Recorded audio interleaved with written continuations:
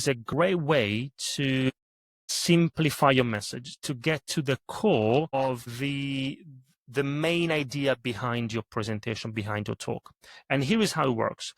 What means, okay, what's the one thing? We were talking about the one thing. What's the one thing you want them to remember, to understand, to take away from your presentation? And that's important, but it's not enough.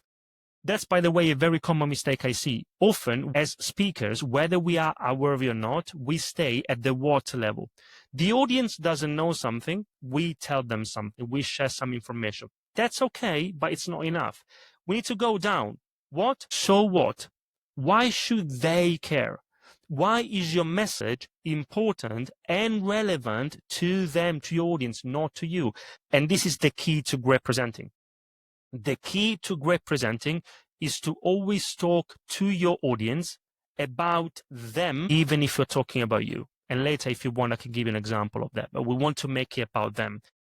And then, what next? Okay, now that they care, now that they understand why this is relevant to them, what do you want them to do after your presentation? Or at the very least, what do you want them to think, believe, feel as a result of your presentation?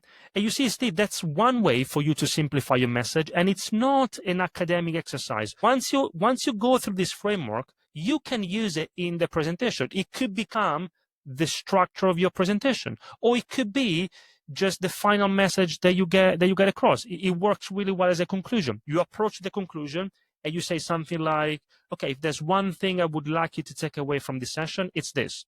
And then you go with your what, so what next.